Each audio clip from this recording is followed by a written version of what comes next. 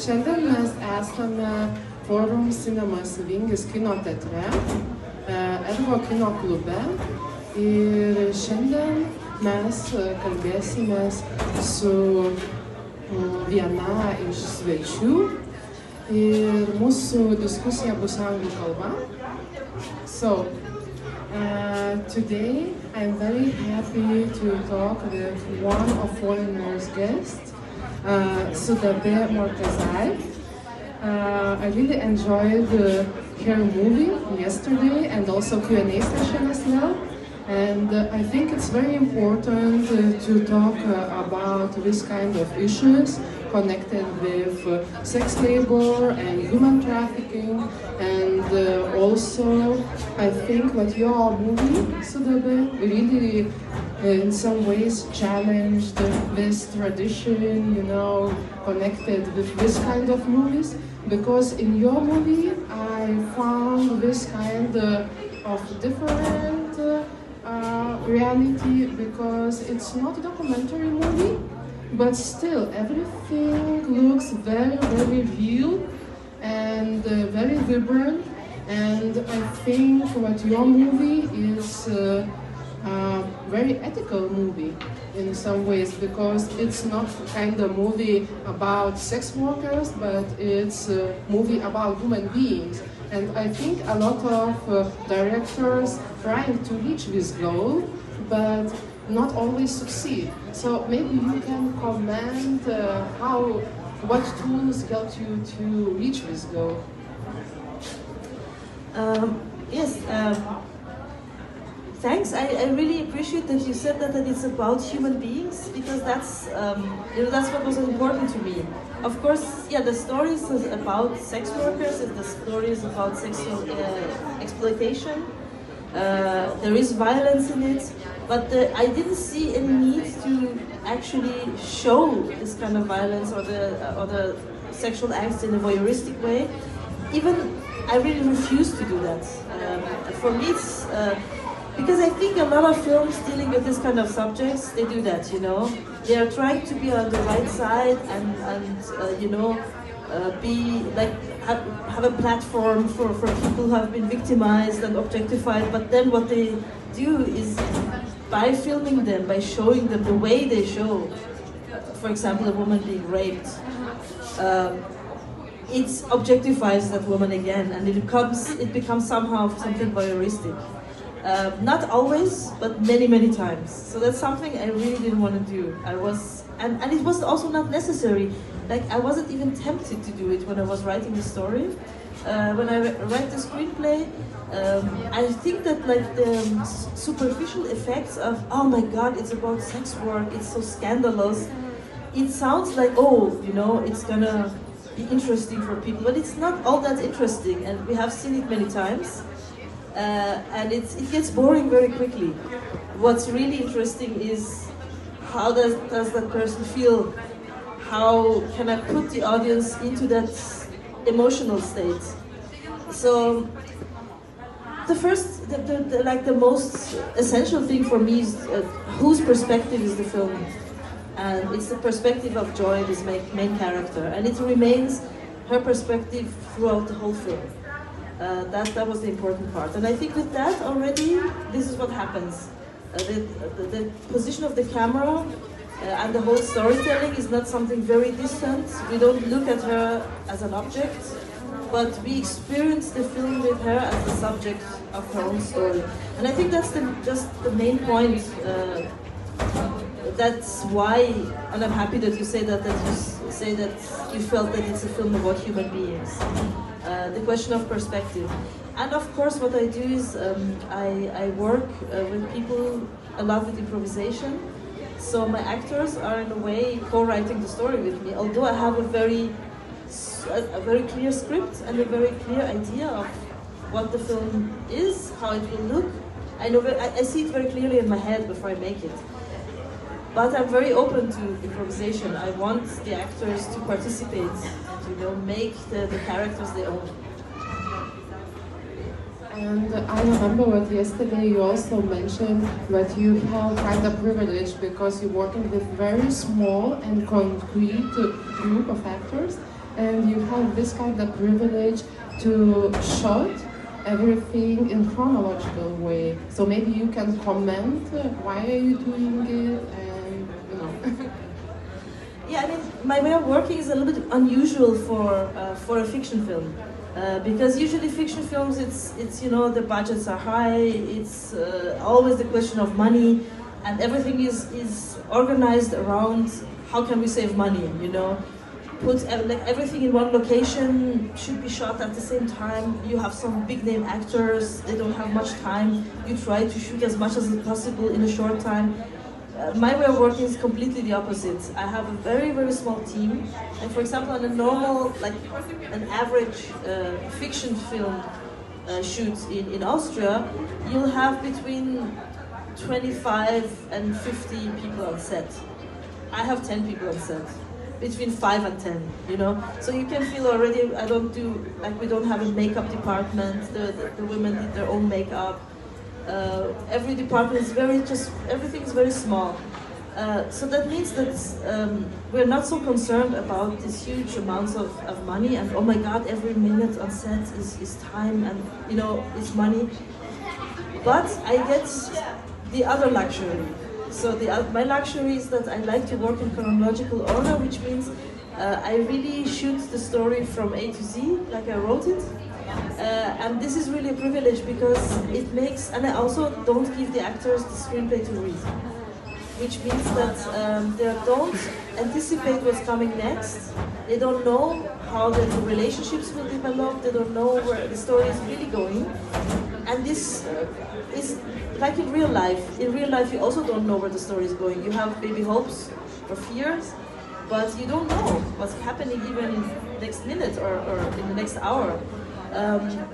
So that gives a freedom to the actors. They can just be in the moment. It frees everyone from, you know, overthinking things too much, and they can just be immediately in the moment, and this makes it like kind of documentary, raw feel. And actually for me it's very interesting that you mentioned this point of view about being female a movie director, and also about object and subject dynamics. And for me, for example, was very interesting last year when I did in the United States in one writer's residency, and I had opportunity to share my apartment with one Nigerian writer, and she is real feminist, and you know, and also a very interesting writer from new generation, Amara Okolo. And I remember one evening we just talked about these issues in her own country, and you know, in Nigeria it's also kind of huge film industry. And for me, it was very interesting to hear from her. But for example, she hates to watch movies who just showing sex scenes, and especially if director is a man, because from her own perspective, it's kind of crime, because usually a lot of directors just showing woman body like object, and for me it's interesting to hear more maybe about your own perspective, or you reflect yourself like, you know, female director. You know, I want to clarify something. I'm not against sex scenes in movies, not even very explicit ones. I give an example. I think is it? I don't know the English title. Is Empire of Senses, the Japanese film, which is like a very sexual film. This is one of my favorite movies. You know, I think you can absolutely depict sexuality on screen. You can do it even in a very explicit way. And I'm also not in favor of saying that just when a male director shows female bodies that this is something not acceptable. I don't agree with that. I think it's always the question of why it's done and how it's done. no matter who is behind the camera and who is in front of the camera. And I think you can, as the audience, always feel it in a way. I mean, you see it when something is just voyeuristic and sensationalist for the sake of it. And it's not only with sexuality, you know. It's interesting that we have so much taboo around sex, but we don't have the same kind of taboo around violence in movies. I mean, there is a huge amount of violence, glorified violence, and it's even admissible for kids to watch it, and that's very shocking to me, that violence is so glorified on screen and seen as something banal.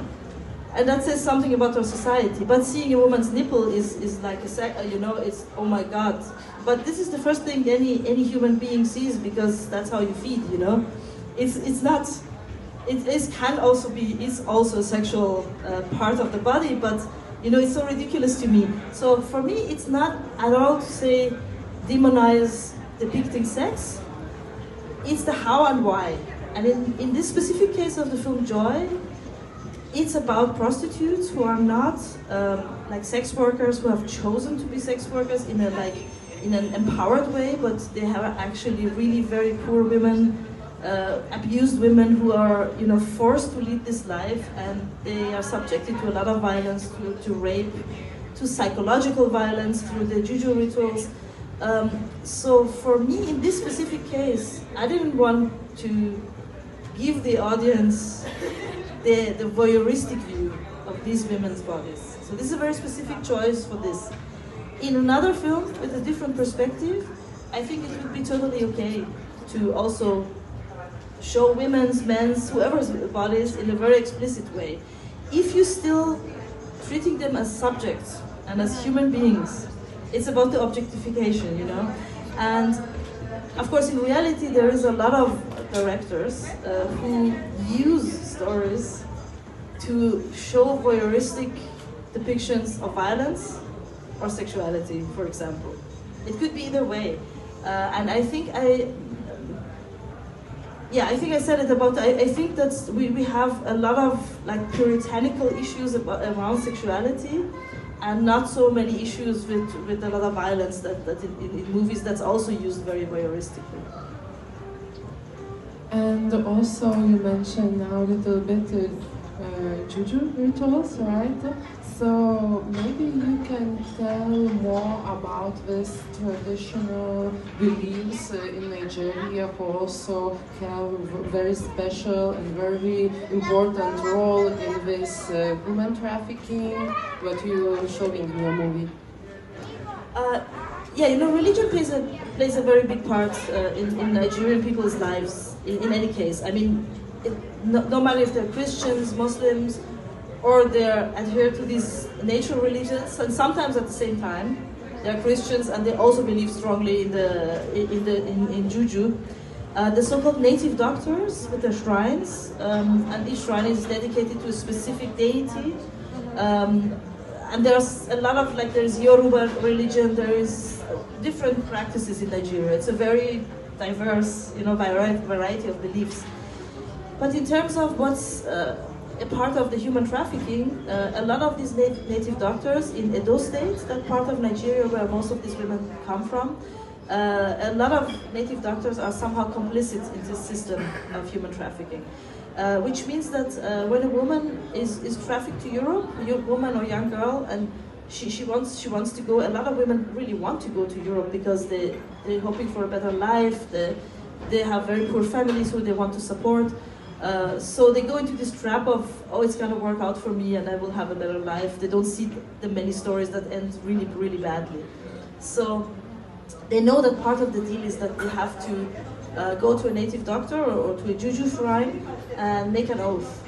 And the oath is that they swear on this deity that they will pay off all the debts that they have to the traffickers, to the madame, which is really high sums, like 50,000 euros or around that, which is of course kind of fake debts, because really the madame, the pimp, she paid maybe 2,000 euros for the trip, but she's charging the women much more, and they don't really know, you know, the relations. And that during this ritual, there's an animal sacrifice, and they take body parts like nails and hair and blood, and put it keep it somewhere in the shrine. And there is a very, very strong belief among people in Nigeria in general, and these women in special, that if they don't keep their word, if they don't pay off the debt completely, or go to the police and rat on the traffickers, that they will die, or get a really bad disease, or someone will die in their families. So this is a very strong controlling mechanism, which leads to, this is like a psychological controlling mechanism that is very, very strong. And in fact, in Nigerian sex trafficking, there is less physical violence involved than, for example, trafficking from other countries, because this psychological controlling instrument is so strong that there is still violence, and I show it in my film, but it's much less than from other countries, because they have this kind of very strong controlling mechanism. And it's hard to break it.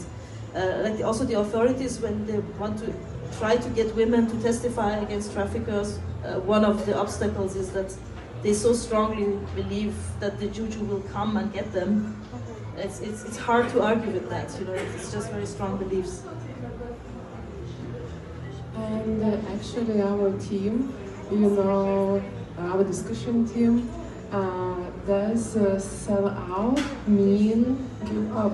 And how you can comment this team? And for example, all of us in capitalistic society just selling our labor power and doing a lot of works, and people working a lot of jobs but they maybe don't like to work. And in this system, what do you mean when you describing joyous story, and maybe you're trying to critique this society of capitalism? Because when I tried to watch this movie, at first I thought that it can be read like real criticism of our society, because it's very, very,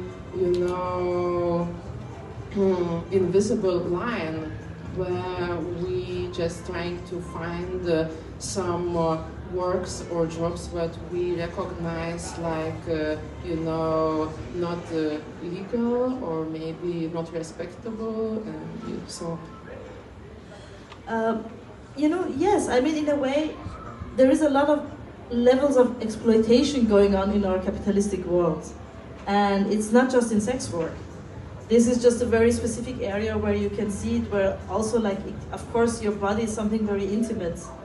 And also, a lot of other questions also arise around prostitution, sex work. But generally, I mean, we live in societies where someone's wealth and well-being almost always depends on someone else's exploitation. I mean, on all levels, let's face it. I mean, from the clothes we're wearing that were made in, under completely unacceptable conditions in sweatshops by children, people have no working rights. All the electronics we use that are, I mean, Congo is a country that has all the minerals that go into our cell phones, and the political violence and real people dying because of wanting these resources is a reality, even if we don't face it every day. And then we have this over-consumerism, we're consuming so much stuff. Everything becomes trash in a second. Where to put all this trash, Then all this poisonous electronic stuff goes back to Africa, where people with their bare hands take out the little metal parts for money and breathe in, they burn it. There was this documentary called Welcome to Sodom, where we saw there's this place in Ghana where they're burning this old, everything. Did I? Yes? Can you hear me now? I think I shut it off.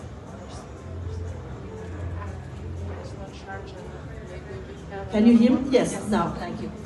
So, there is this cycle of over consumption in one way, and at the same time, I think it's not working. Can you hear me? I think it's not charged enough because it's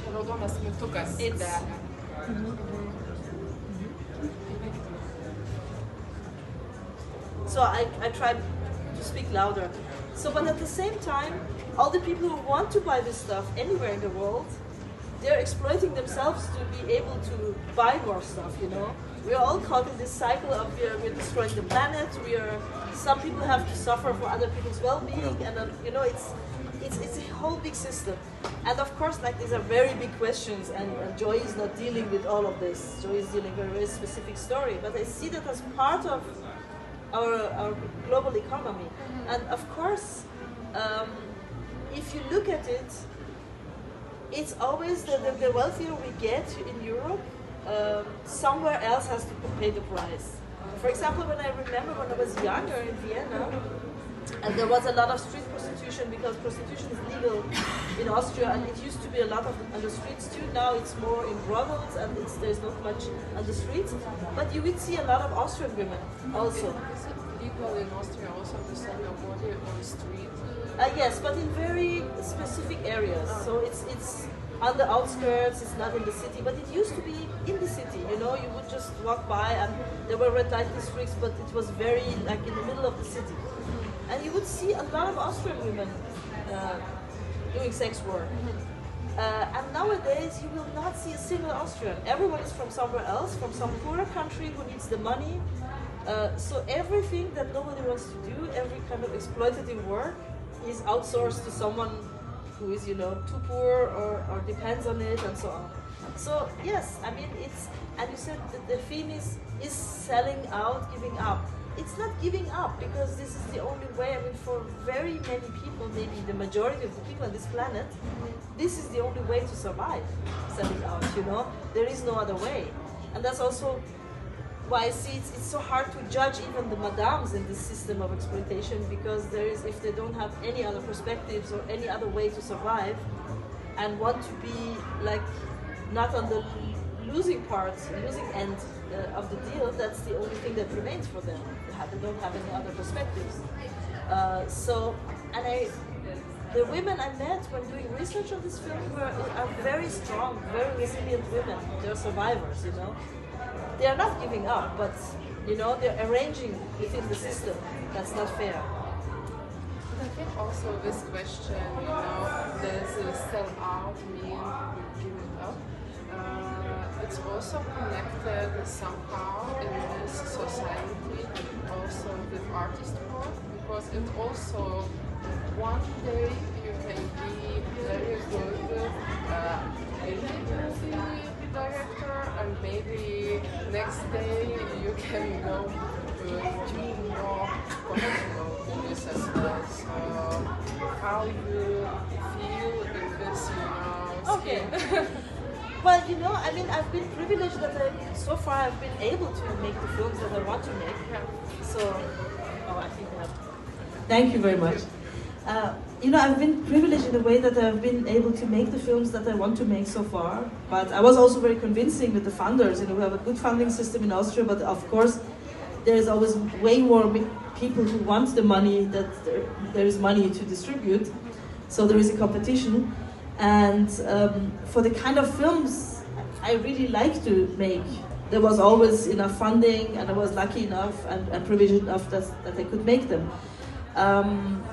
Personally, I mean, you know, it's each filmmaker's decision what they want to do. Personally, I think if you're in the situation that you can make the films that are really close to your heart, why go and just look for a bigger budget, or, you know, try to, it's a Hollywood film, just because it's that? I don't think that's something good. A lot of times nothing good comes out of it, you know, because then you have all the pressure from everyone who wants to influence your work, and, you know, doesn't give you the artistic freedom that you want to. For some other people, maybe this is the goal, you know, to get a huge budget film and finally, you know, be rich or something. But I think for me as an artist, this is not the goal. The goal is to be always in the privileged position that I can make the films that I want to make. So that is the privilege, and not the huge, like, big stars or big budget. If I can make the films that I truly want with that kind of, you know, budget too, sure, why not, you know? But if it comes with the influence, so yeah, selling out from this position, yeah, I wouldn't want to sell out, because I'm in the privileged position that I can afford it to choose. So, and the last question, maybe you can tell us more about your future plans? Oh, this is a quick answer because I'm so immersed always in a project. It takes a lot of energy and intensity, so now finally I'm letting go a little bit of joy, traveling to festivals, and then I can start to think about the next one. So I can't really tell you anything because I don't know yet, so there's nothing concrete. So thank you, Sudabeh, for this conversation, and actually I want to say all audience, but I strongly recommend to watch Sudabeh movie Joja. Iki kitų susitikimų Ergo kino klube.